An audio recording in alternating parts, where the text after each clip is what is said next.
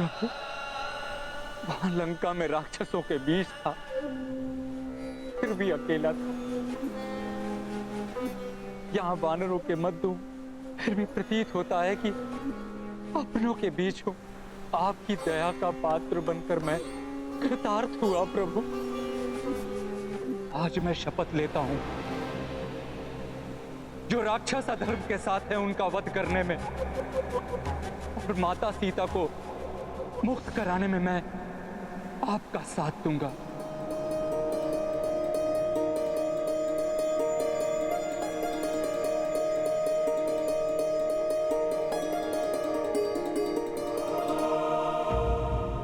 महाराज विभीषण, इस सागर को पार कर लंका के उस ओर जाने का कोई मार्ग सुझाइए।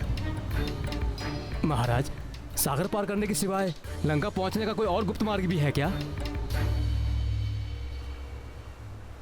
दुर्भाग्यवश लंका जाने का कोई गुप्त मार्ग नहीं।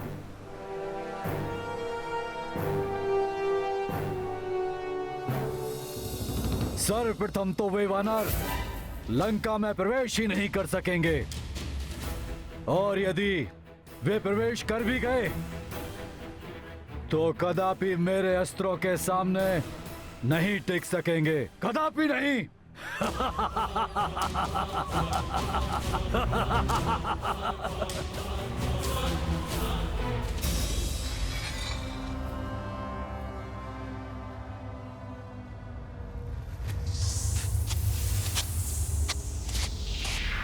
ये ध्वनि कैसी?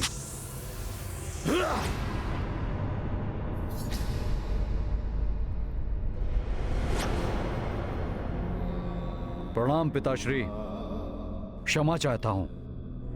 मुझे लगा कोई शत्रु है। क्षमा मांगने की कोई आवश्यकता नहीं पुत्र। मैं तुम्हारी सतर्कता देख अत्यंत प्रसन्न हूं। परंतु आप यहाँ? अनेक चिंताओं से घिरा मेरा हृदय अत्यंत व्याकुल था मेरे पुत्र, इसलिए सोचा कि तुमसे मिल लूं। पिताश्री, अगर ऐसी बात थी तो आप मुझे बुला लेते। परंतु पिताश्री, आप इतने चिंतित क्यों हैं?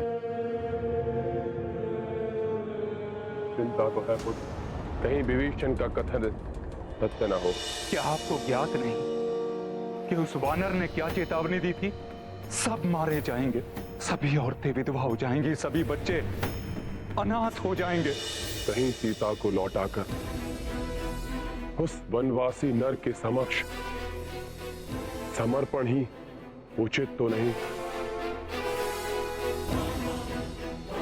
तुम्हारी माता का भी यही कथन है, यदि मैंने पराजय स्वीकार नहीं की तो अंत में अकेला रह जाऊंगा मैं।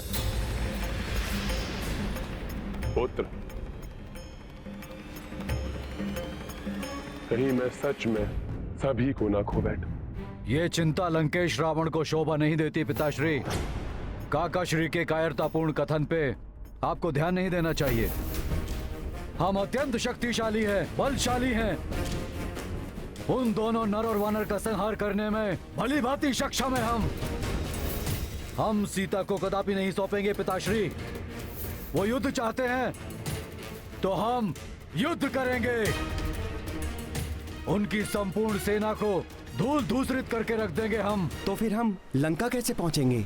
रावण की सेना से युद्ध करके माता सीता को कैसे लेकर आएंगे? एक सुझाव है मेरे पास।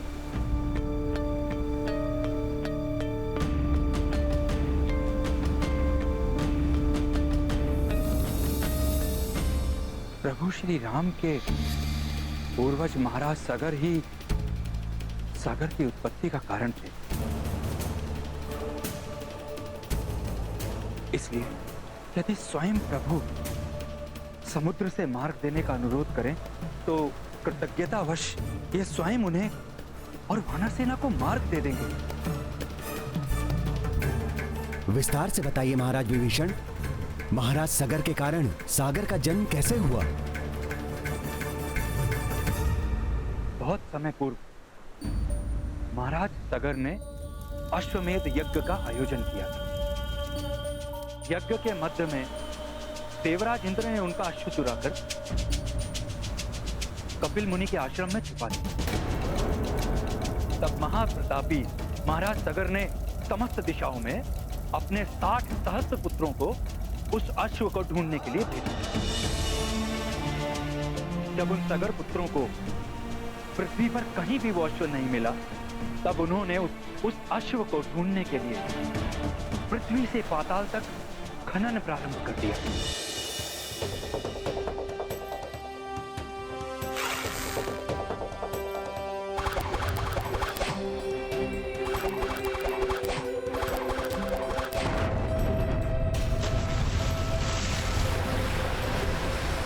उस समय जो विशाल गड्ढे बने, उन्हीं में बाद में जल भर गया। इस प्रकार आपके पूर्वज सगर पुत्रों के श्रम से ही सागर का जन्म हुआ। इसलिए कृतज्ञ सागर आपके आदेश का मान रखकर आपको लंका जाने का मार्ग अवश्य देंगे। यदि वो वानर सेना लंका में प्रवेश कर भी गई, तब भी विजय हमें ही प्राप्त होगी।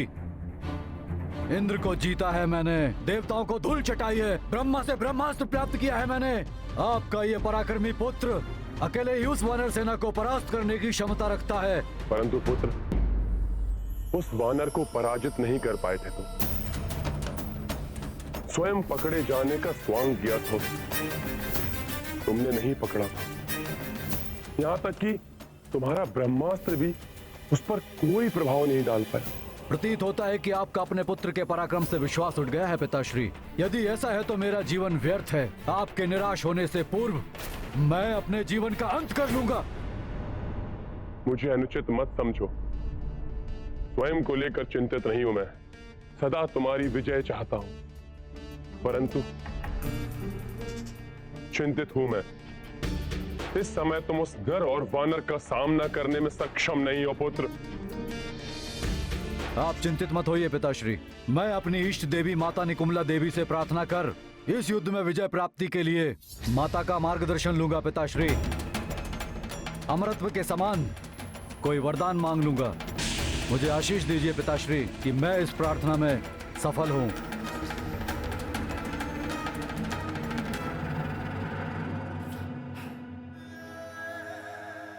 मेरा आशीर्वाद सदा तुम्हारे साथ है पुत्र।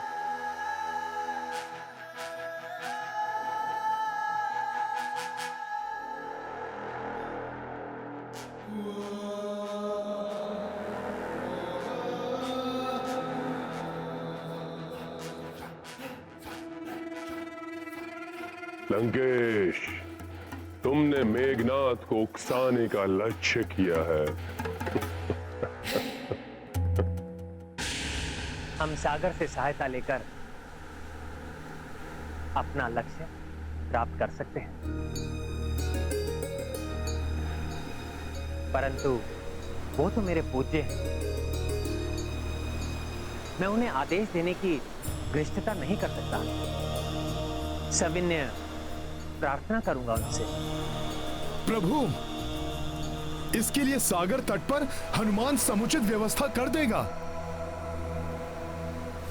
यदि सागर से अनुमति पाकर ये सभी उस पार जाने में सफल हो गए, तो लंकेश रावण हमारे प्राण हम में से निकालकर हमें उस पार मृत्यु लोक में भेज देंगे। शीघ्र ही कुछ करना होगा हमें।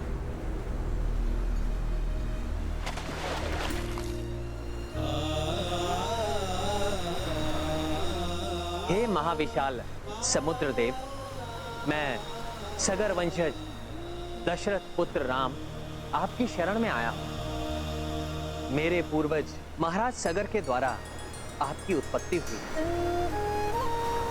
आज उन्हीं सगर का रघुकुल विपत्ति में है, जिससे हमें आप ही उबार सकते हैं। हमें अपने जल के मध्य से लंका जाने का मार्ग देने की कृपा करें। आपको प्रसन्न करने के लिए मैं अभी इसी क्षण से अन्न और जल का परित्याग कर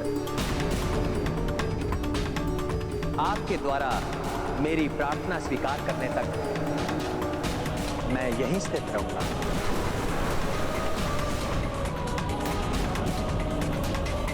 मेरी याचना स्वीकार कीजिए हे रत्नाकर।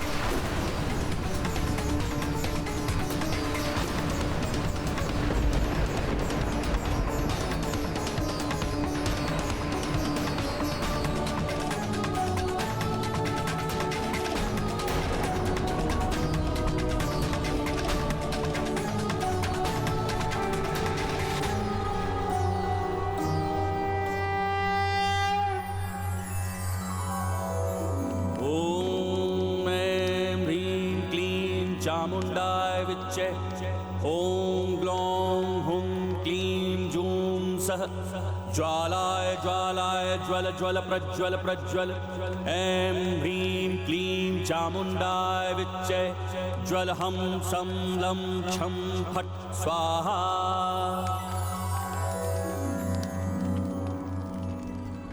हे माता निकुंबला, आपने सदैव मेरी प्रार्थना से प्रसन्न होकर मुझे दर्शन दिए हैं। आज भी आपका भक्त आपके दर्शन पाने हेतु अन्न जल त्याग कर निरंतर आपकी अर्चना करता रहेगा।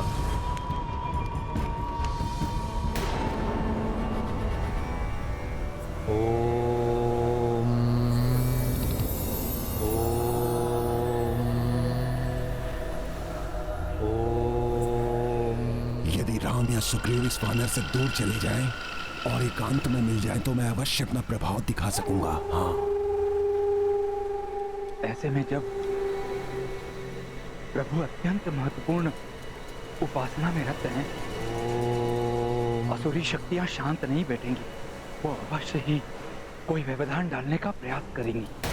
आसुरी शक्तियां कुछ भी कर लें, परंतु हनुमान भी अपनी विशाल सेना के साथ चहुं दिशाओं में प्रभु की सुरक्षा की व्यवस्था कर देगा।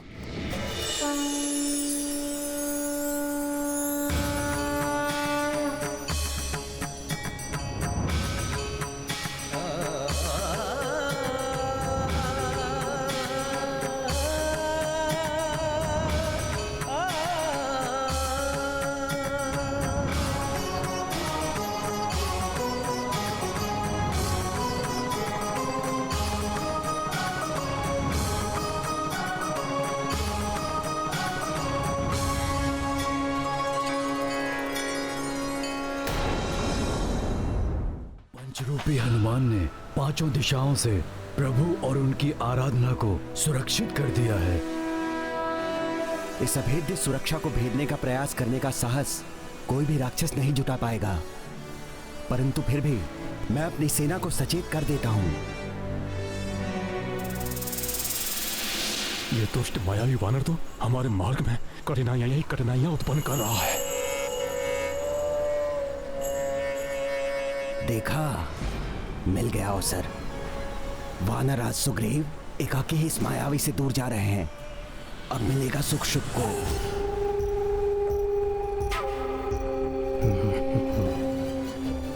महाराज महाराज महाराज बोलो सैनिकों।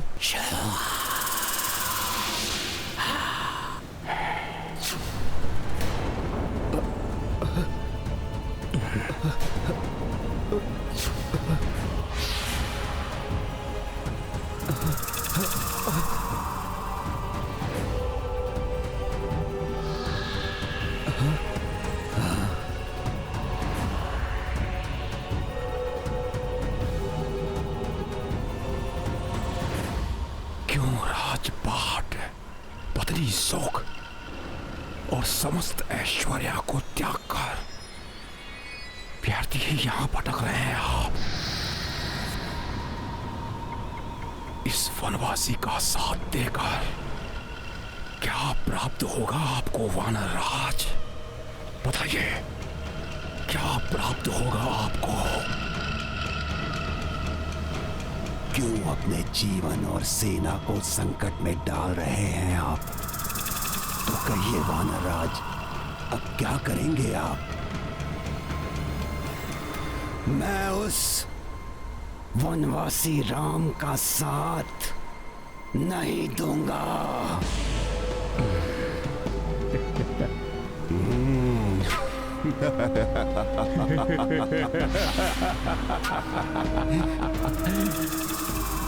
जय लंकेश, जय लंकेश।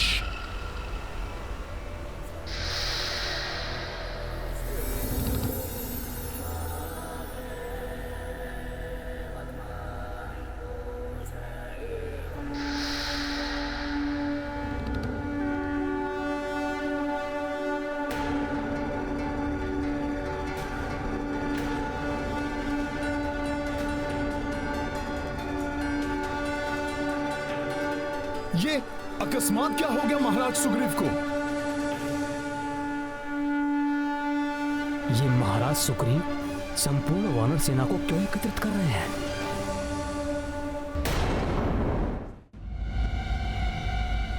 बहुत हुआ, बहुत कष्ट झेल चुके हम। अपने सुखों का त्याग कर अपने परिवार से इतने दूर क्यों रहे हम?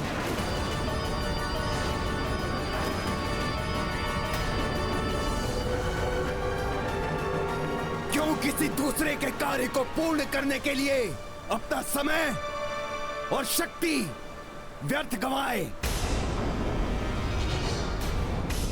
और वैसे भी नर और वानर का कहां कोई मेल है? इनके कार्यों को पूर्ण करने के लिए क्यों हम अपने प्राणों की आहुति दें? विश्वास नहीं होता। सुग्रीव ऐसे शब्द बोल भी कैसे सकते हैं? असंभव। ये महाराज सुग्रीव के शब्द नहीं हो सकते। वानर राज होने के नाते मैं अपनी संपूर्ण सेना को किष्किंधा लौटने का आदेश देता हूं।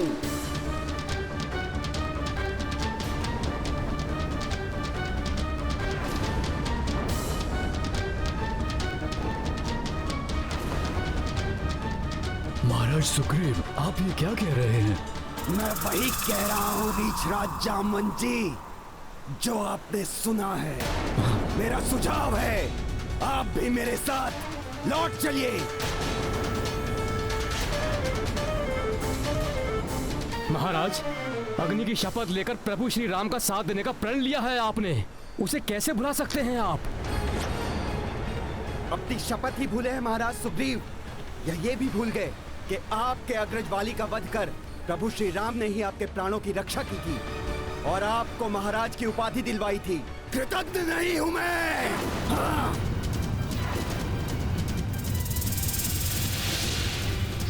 स्मरण है मुझे, किंतु मैं अपने सारे ऋण उतार चुका हूं। इस विशाल सागर को पार करने के लिए मैं अपने एक भी वानर के प्राण संकट में नहीं पड़ने दूंगा। ये तो महाराज सुग्रीव नहीं, कोई और ही है। मैं तुम सबको पुनः और अंतिम बार आदेश दे रहा हूं, पीछे मुड़ो और लौट चलो यहां से।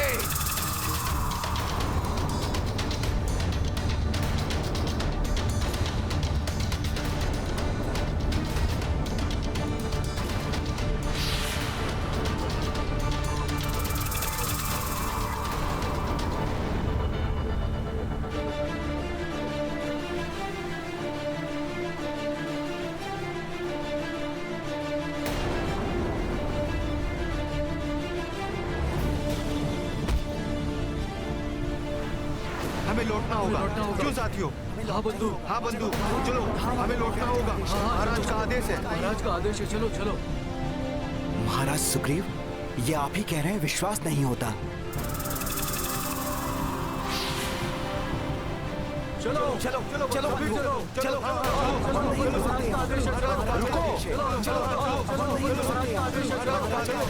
चलो। रुकिए, रुकिए वानर मित्रों, रुकिए। आप सब ऐसे मत जाइए, रुकिए।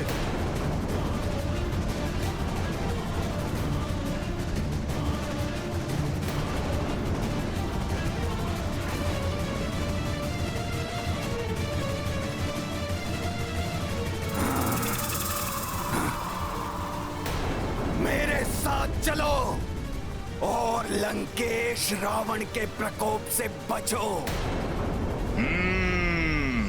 ये अवश्य रावण की ही कोई चाल है।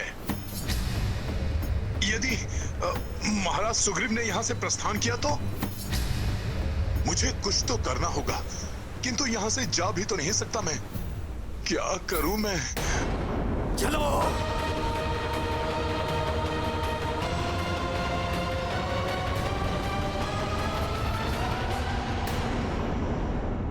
यदि कोई अपना अचानक विपरीत व्यवहार करने लगे तो उस पर अविश्वास करने की अपेक्षा सत्य क्या है वो जानने की कोशिश करनी चाहिए।